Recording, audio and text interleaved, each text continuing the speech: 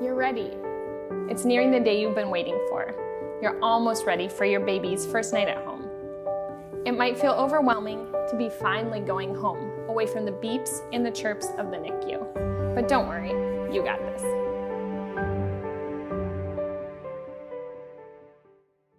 My name is Tui Gao. My son's name is Jackson Gao. Right now, he is 3 years old, and when we were in the NICU, he was around 34 weeks. The experience in the NICU was hard. Being there for 28 days, it felt like it was never going to end. And every day you come in and you look at the boards and see how much weight she's gained. Any parent who's been in the NICU with a preterm baby will tell you that, it's not a place where you feel the most relaxed. You just want a healthy baby.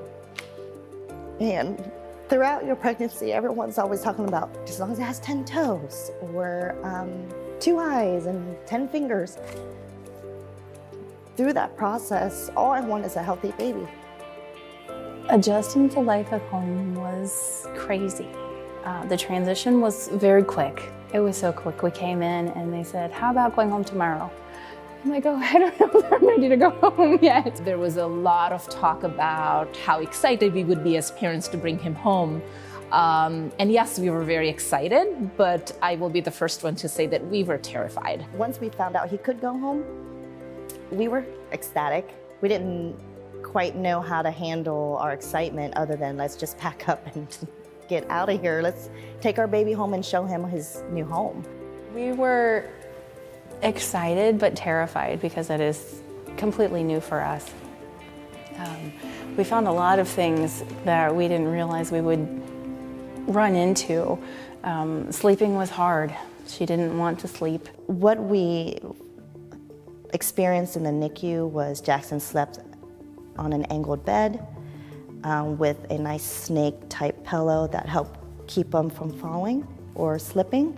I think the transition was only difficult was because we had all this equipment. We don't have that at home. NICU is a very bright environment. Even at night, there's lots of noise. Our home was quieter, and so we actually purchased a white noise maker, and we had that going in Ashan's room. It's important to practice safe sleep because you want your child to be safe. You want to be more at ease when you're sleeping at night.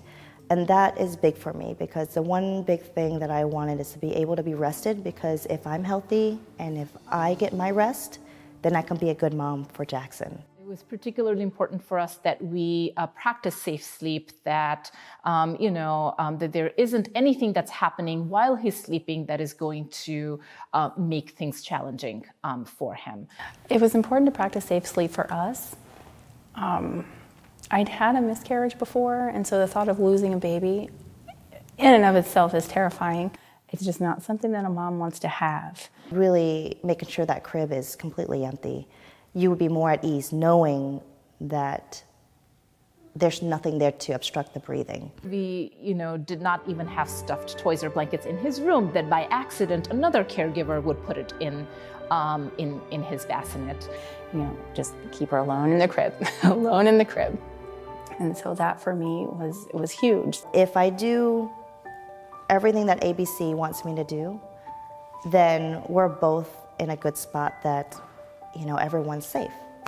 So that's why I like following ABC, is so I could be a good mom and then I have a child that can grow old.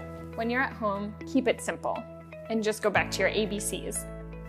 Your baby should always sleep alone, on their back, and in a crib. Your baby should sleep without blankets, stuffed animals, positioners, bumpers, siblings, or parents. Your baby should be placed on their back for every single sleep, not on their side or stomach. The safest place for your baby to sleep is in a crib, bassinet, or pack and play. Never share a bed with your baby. And never make an exception to the ABCs of safe sleeping rules.